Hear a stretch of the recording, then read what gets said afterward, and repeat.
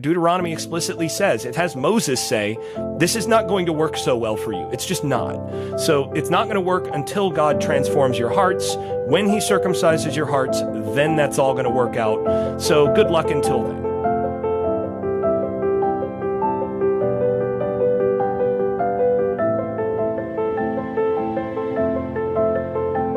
Do or do not. There is no try.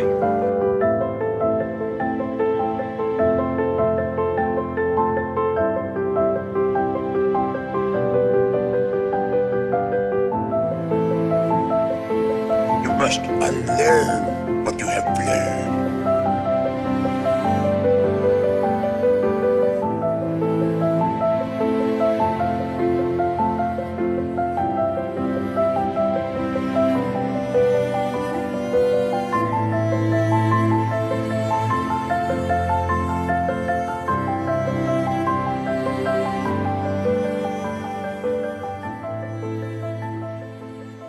You must unlearn what you have learned.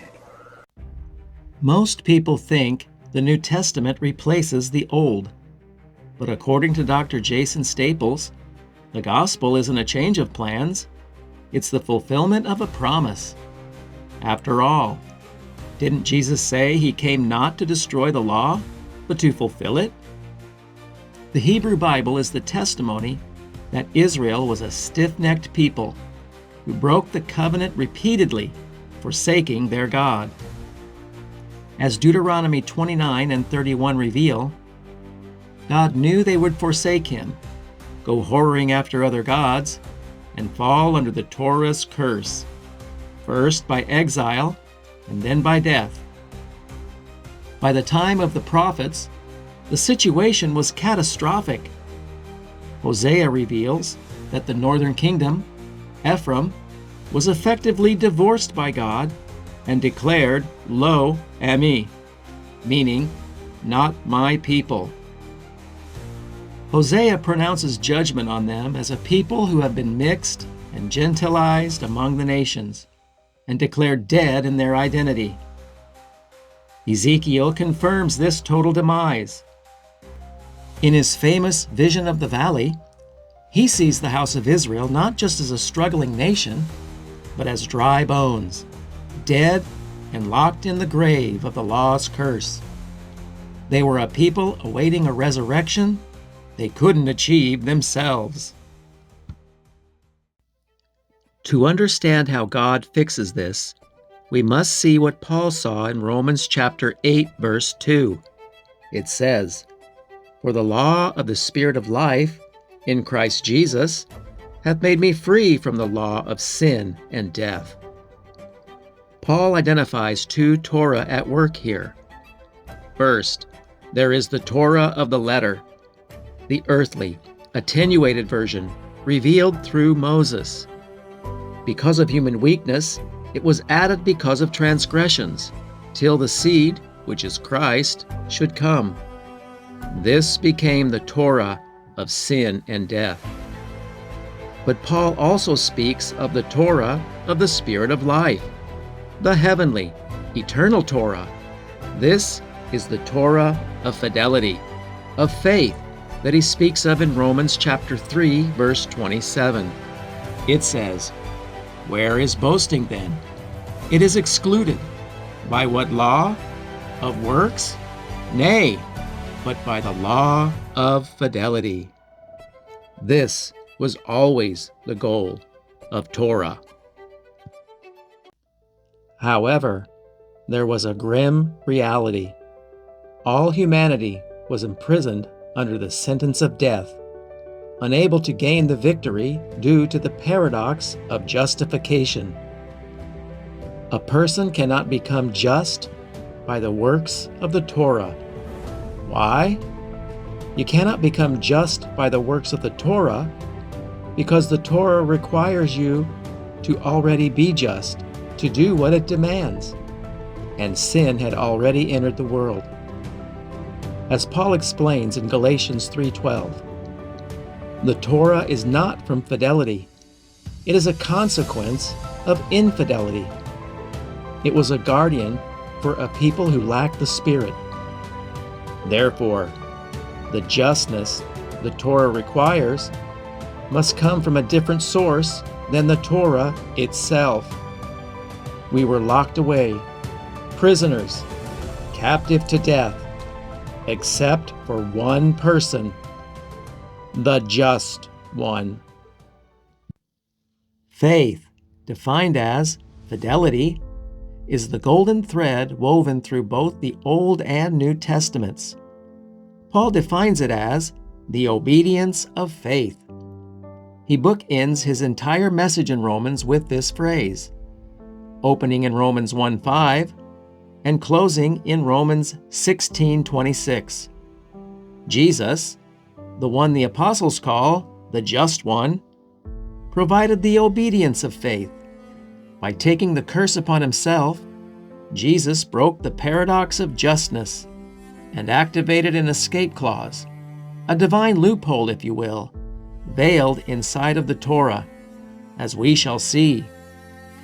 For Paul, the gospel isn't about mere mental agreement. It is about a loyal, lived-out obedience facilitated by the Spirit. Again, fidelity is the thread woven through both testaments.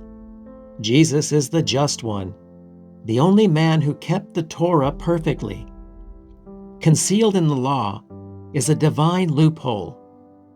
Leviticus 18:5 promises, "Keep my statutes, which if a man do, he shall live in them."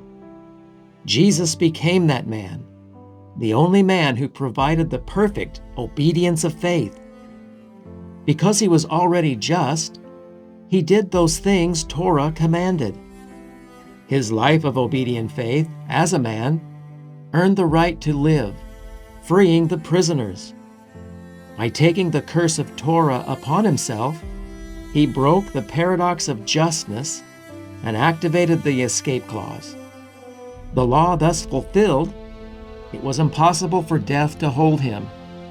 And so, while Israel failed and fell under the curse of death, the Torah promised life to the one individual who would actually do what the Torah required.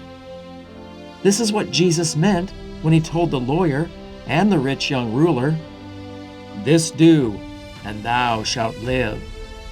He was pointing to the only way out of the death sentence. His resurrection proved the Torah of the Spirit had triumphed over the Torah of sin and death. Paul explains the mechanics of this in Romans 11:16. "If the root be holy, so are the branches." In the biblical world, when the common touches the holy, the common becomes holy.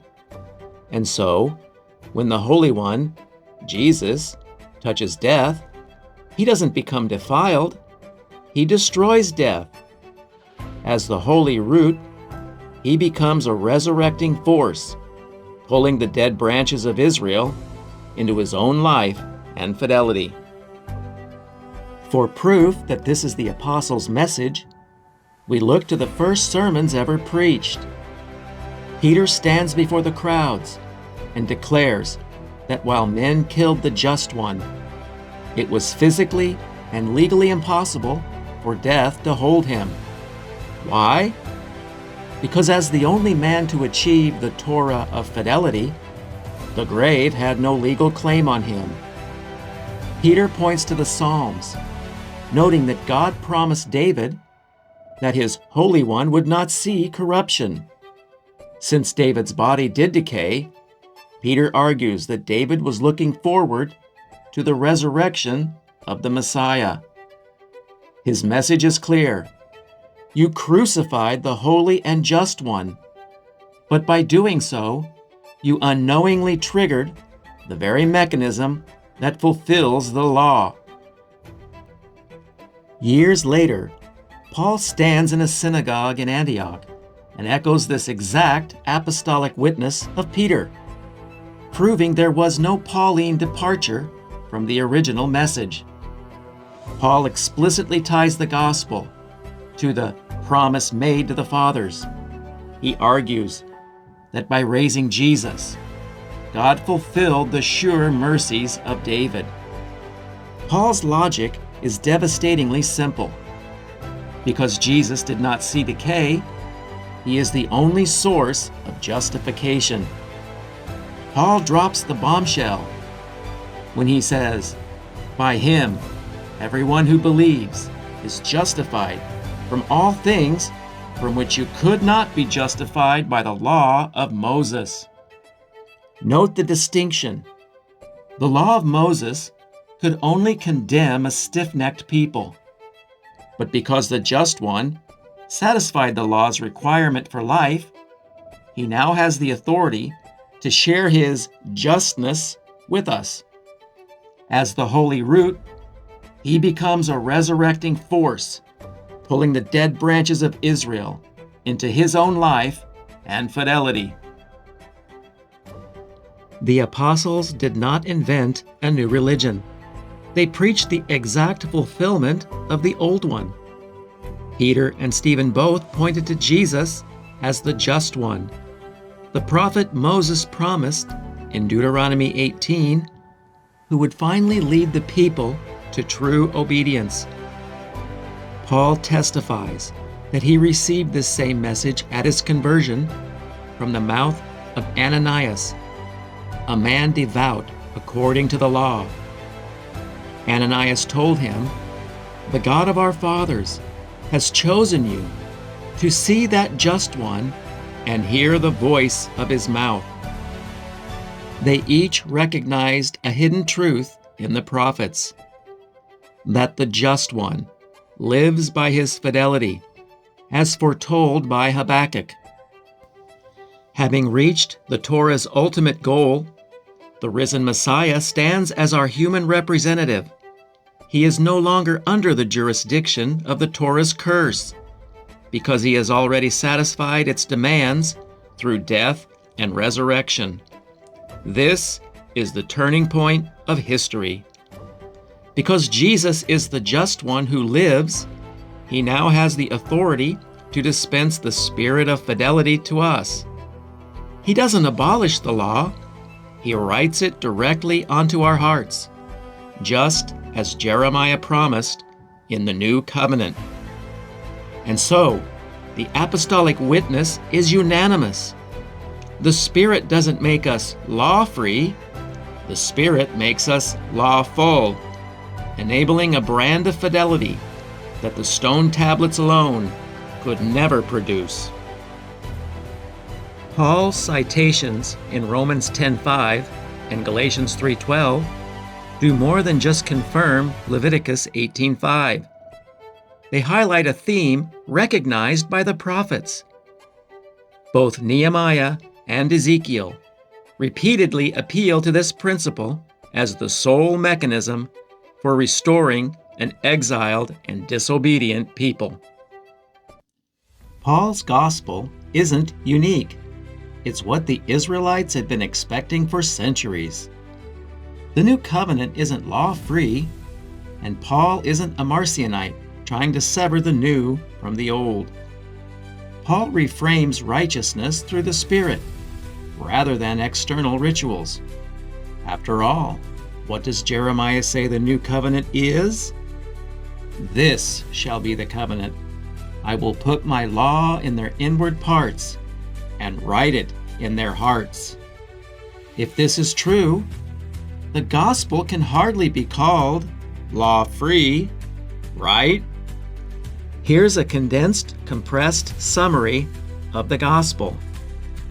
When the Just One submitted to death and became a curse for us, he triggered the escape clause hidden in Leviticus 18:5. Because the Torah promises life to the person who does these things, and Jesus is the only one who did them perfectly, it was impossible for death to hold him. The Torah's curse of death is legally superseded by the life it promised to the one who remained faithful. As Paul explains in Romans 6 and 7, since, He that is dead is freed from sin, and the Torah has jurisdiction only as long as one lives. By dying, Jesus went beyond the jurisdiction of the law, and in rising, he became its master. He is no longer under the curse. He is the source of the life the law always aimed at. Now, having received his Spirit, we are rescued from this present evil age and brought into a new era of fidelity with Spirit-enabled obedience, as described in the New Covenant of Jeremiah. The gospel is presented as the fulfillment, not the abolition, of the Torah. Torah has reached its purpose. So what are the practical implications of this divine loophole? It forces us to reconsider the very mechanics of salvation. For centuries, many have viewed the cross through the lens of penal substitutionary atonement. The idea that God punished Jesus instead of us to satisfy a legal sin debt. But there's a massive problem. If Jesus truly fulfilled the law, he could not have been a substitute. Why? Because Deuteronomy 24:16 explicitly forbids it. The fathers shall not be put to death for the children, nor shall children be put to death for the fathers. Every man shall be put to death for his own sin. If the father were to pour out his wrath on an innocent son rather than the guilty, that wouldn't be justice. It would be a violation of the very Torah Jesus came to fulfill.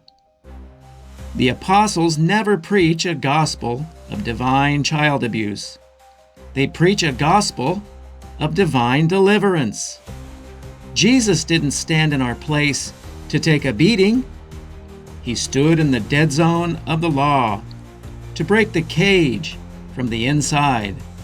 He didn't bypass the law's requirement. He fulfilled the law's highest promise of life. This changes everything about how we see God. In the substitution model, you often have a divided Trinity, a vengeful Father demanding blood, and a merciful Son stepping in to stop him. But in Paul's gospel, the Trinity isn't at war with itself.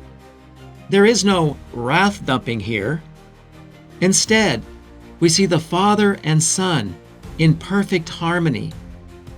The result isn't a legal transaction where a sin debt is paid. It's a holiness contagion. Because the just one is the root and you are the branch, his life becomes your life. You aren't declared just while remaining a rebel.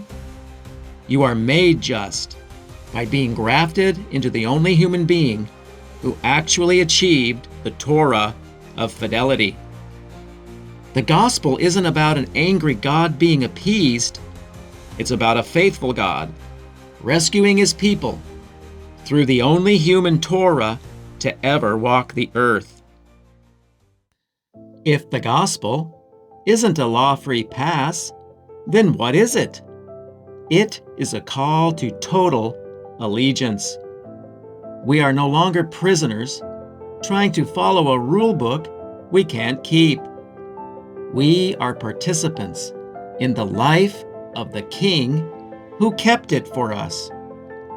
The divine loophole didn't just get you out of death, it got the Spirit into you. This means your life is now the canvas where the Torah is finally being written. Every act of justice, every moment of mercy, and every step of obedience is the Torah of the Spirit moving through you. You are living proof that the law has reached its purpose.